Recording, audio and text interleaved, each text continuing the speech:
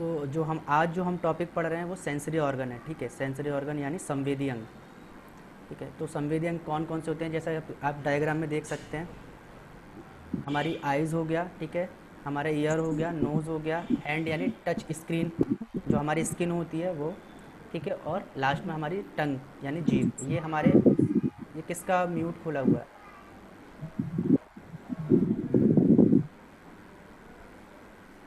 ठीक है। सो हमारे शरीर में जो है 5 विशिष्ट ज्ञानेंद्रियाँ होती हैं यानी संवेदी अंग होते हैं।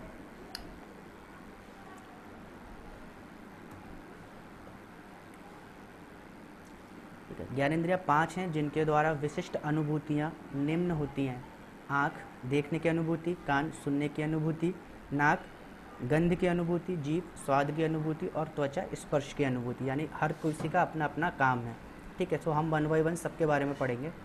सबसे पहले हमारी आँख है, ठीक है। तो आँख क्या होता है? ये 2 अमूल्य नाजुक अंग हैं। प्रत्येक आँख खोपड़ी की ऑर्बिटल अस्थीय गुहिका में पीछे से वसा के पैड द्वारा सुरक्षापूर्ण स्थिति में रहती है, ठीक है। सो हमारी आँख क्या होती है? अगर हम स्कल को पढ़ेंगे तो स्कल में जो आँखों का जो भाग होता है उसको हम ऑर्बिटल कहते हैं, यानी जो गुहिका होती है, ठीक है। उसमें हमारी आँख नेत्रगोलक रहता है, ठीक है। अब बात करते हैं आँखों के उपांग यानी एसेसरी ऑर्गन। तो एसेसरी ऑर्गन ऐसे उनको कहते हैं जो आँख को किसी न किसी रूप में आपको प्रोटेक्ट करते हैं यानी बचाव रखते हैं। सो कौन कौन सा? सबसे पहले भौं आती है, ठीक है। भौं का काम क्या है? भौं का काम है जो चोट, तीव्र प्रकाश और कपाल के पसीने से आँखों की रक्षा करती है, ठीक है। फिर आते हैं पलक। पलक का काम क्या है? पलक का काम है ऊपरी और निचली प्रत्येक सिरे पर नेत्रलोम की एक कतार होती है जो धूल, कीटों और तीव्र प्रकाश के आँखों में प्रवेश होने की रोकथाम करके सुरक्षा प्रदान करती है। पलकों के झपकने से आंसू आँखों के सामने से हटते हैं और स्वच्छ रखते हैं। तो जब जितनी बार हम आँख को झपकते हैं तो आँखों में जो आंसू होते हैं पलक के आगे, वो हमारी आँख को जो है साफ़ करते रहते हैं, क्लीन करते रहते हैं, ठीक है। उसके बाद आता है नेत्र श्लेष्माला यानी कंजक्टिवा। तो कंजक्टिवा कौन सा पार्ट होता है? जो वाइटिश पार्ट होता है पूरी आँख में, ठीक है, वो कंजक्टिवा होता है। तो श्लेष्मा युक्त झिल्ली की एक परत होती है जो पलक का अंदरूनी अस्तर बनाती है और चक्षु पटल यानी कॉर्निया को छोड़कर संपूर्ण आँख पर आच्छादित रहती है। तो कॉर्निया पे नहीं छोड़, कॉर्निया पे वो जो कंजक्टिवा होती है वो नहीं होती है, बाकी पूरी आँख में हमारी कंजक्टिवा होती है। उसके बाद आता है आशु ग्रंथि या आशु वाहिकाएँ, जहाँ से हमारे आंसू निकलते हैं।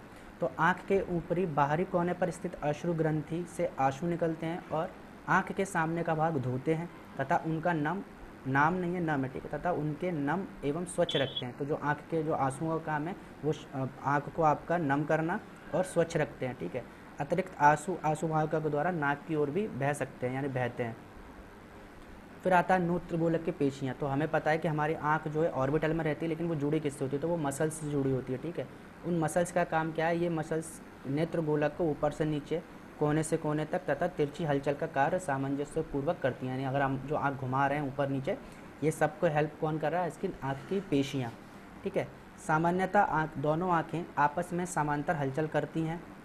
जब नेत्रगोलक की पेशियाँ अच्छी तरह से एक साथ कार्य नहीं करती हैं तब दोनों आँखें समांतर नहीं रहती, इन्हें भेंगापन कहते हैं, ठीक है। तो जो भेंगापन क्या होता है? जब हमारी नेत्रगोलक की जो जो पेशियाँ हैं वो सामान्य वर्क नहीं करी, मैनुअली क्या करना है उनको जो है एक साथ वर्क करना है। लेकिन कभी कभी क्या होता है कि एक नेत्रगोलक की पेशियाँ सही काम कर रही हैं और दूसरे नेत्रगोलक की पेशियाँ काम नहीं कर रही, तो उस कंडीशन में क्या होता है? उसको कहते हैं हम भेंगापन, ठीक है।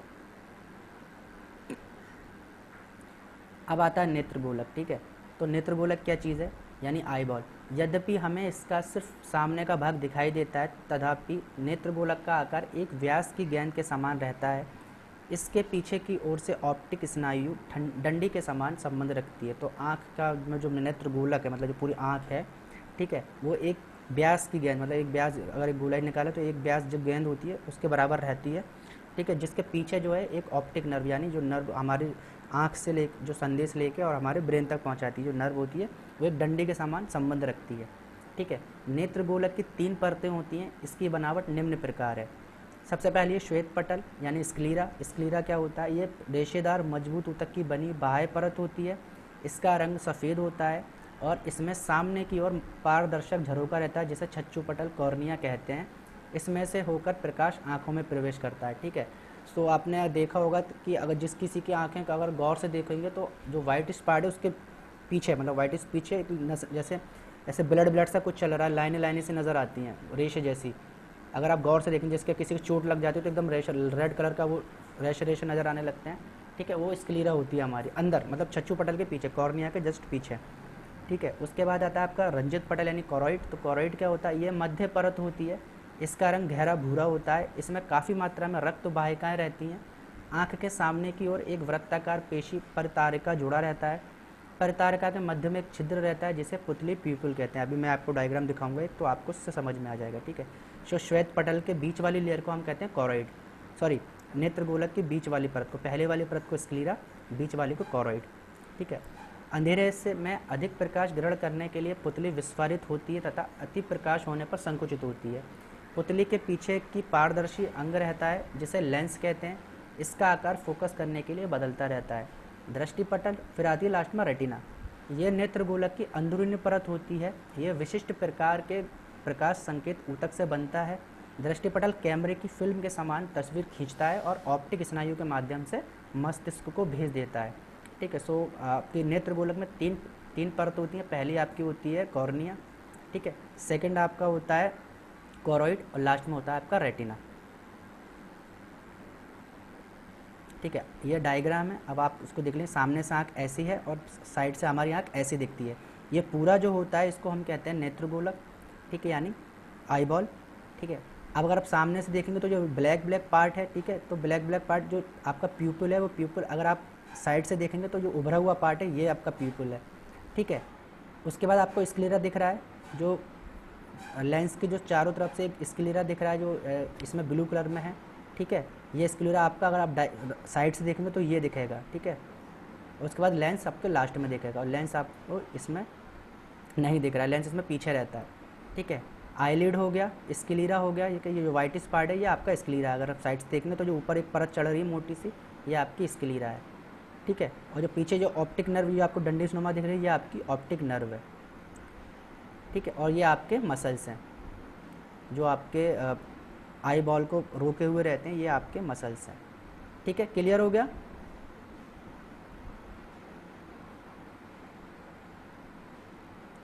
अब आता है आपका दृष्टि की यांत्रिकी, यानी आप देख कैसे सकते हैं। ये तो आपकी एनाटॉमी हो गया कि आइज़ क्या होती है।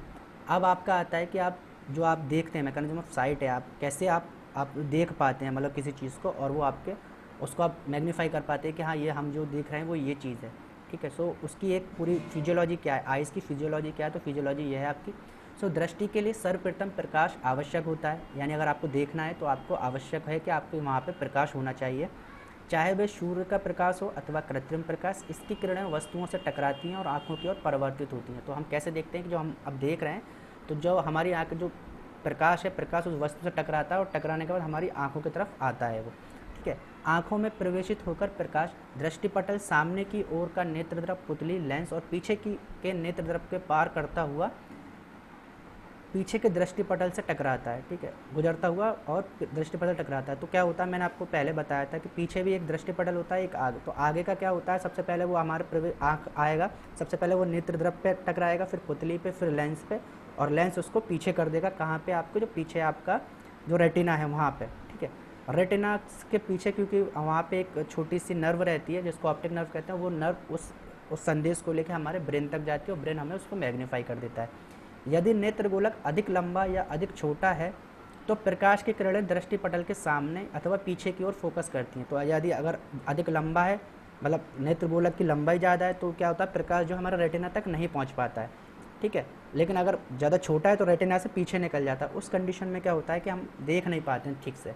तो उसी कंडीशन को हम कहते हैं दूरदृष्टि दोष या निकट दृष्टि दोष, यानी फार साइड किसी को प्रॉब्लम होती है कि दूर का नहीं देख पाता है, किसी को प्रॉब्लम होती है कि पास का नहीं देख पाता है। उसका रीज़न क्या होता है, उसके जो आई बॉल्स है उसकी बनावट, ठीक है। अगर वो लंबा ज़्यादा है, यानी वो नॉर्मली क्या गोल होना चाहिए, कभी कभी वो अगर लंबा है तो जो आप प्रकाश लेंस कन्वर्ट करके रेटिना को भेज रहा है तो वो वहाँ तक नहीं पहुँच पा रहा है, ठीक है, आज थोड़ा आगे रह जा रहा है, इसलिए हम चश्मा लगाते हैं। या कभी कभी क्या होता है कि नेत्र गोलक ज़्यादा छोटा है तो क्या होता है कि जो प्रकाश है वो आपके चीज़ वस्तु से स्टार्ट होकर जो लेंस है उसको लेंस के पीछे तक फोकस कर रहा है, तो हमें जो फिर भी धुंधला दिखाई देता है, ठीक है। इस दोष को दूर करने के लिए हम लोग चश्मे का यूज़ करते हैं, ठीक है।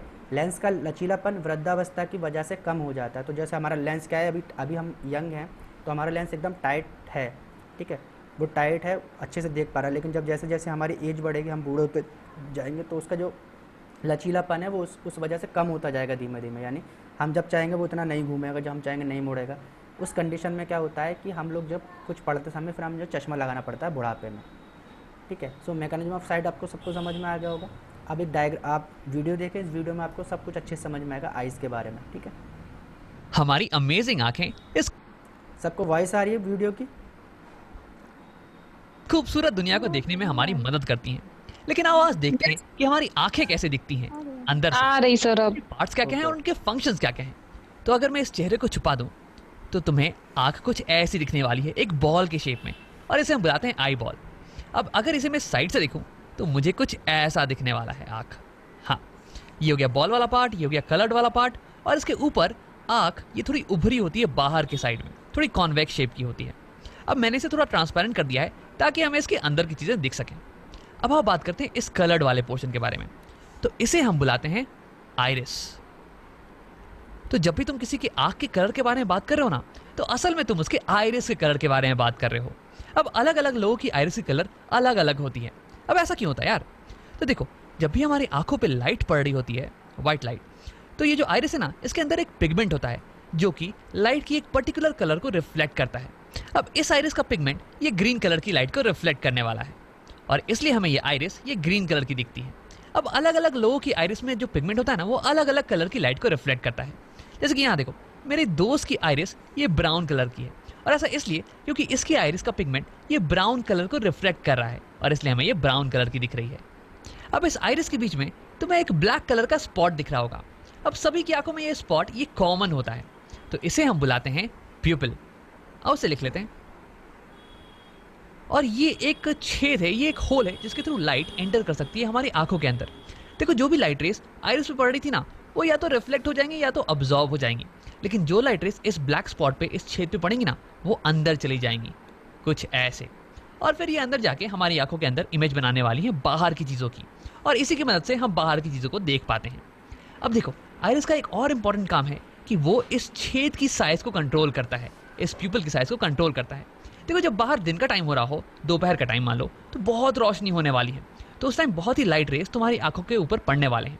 अब अगर बहुत सारी लाइट रेस तुम्हारी आंखों के अंदर एंटर कर गए, तो वो आंखों के सेल्स को बर्न कर सकते हैं, उन्हें डैमेज पहुंचा सकते हैं। तो इससे बचाने के लिए आइरिस दिन के टाइम ये प्यूपिल को छोटा कर देता है, कुछ ऐसे, ताकि कम लाइट रेस हमारी आंखों के अंदर जाएं और फिर भी हम अच्छे से देख पाएं बाहर की चीज़ों को। लेकिन शाम के समय जब बाहर की रोशनी बहुत ही कम हो, तब तो हमें ज़्यादा रोशनी चाहिए होती है बाहर की चीज़ों को देखने के लिए। तो उस टाइम आइरिस इस छेद को, इस प्यूपिल को बड़ा कर देता है, कुछ ऐसे, ताकि अब ज़्यादा लाइट रेस हमारी आंखों के अंदर जाएं और हम बाहर की चीज़ों को क्लियरली देख पाएं। तो यानी कि हमारी आइरिस ये खिड़की पे लगे हुए पर्दे की तरह काम करती है।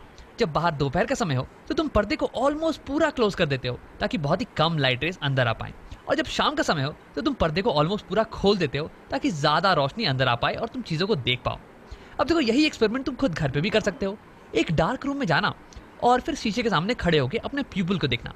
देखो, इस समय तुम्हारी प्यूपिल ये बहुत ही बड़ी होगी, लेकिन जैसे ही तुम लाइट को ऑन करोगे ना, तो वैसे ही तुम्हारी प्यूपिल ये छोटी होती चली जाएगी। अब आओ बात करते हैं आई के कुछ और पार्ट्स के बारे में। उसके लिए मैं इस आइरिस को यहाँ पे छुपा देता हूँ। मैंने यहाँ पे आइरिस का क्रॉस सेक्शन बना दिया है। ये ग्रीन वाला पार्ट ये हो गया आइरिस, और ये बीच में जो होल है ये हो गया प्यूपिल।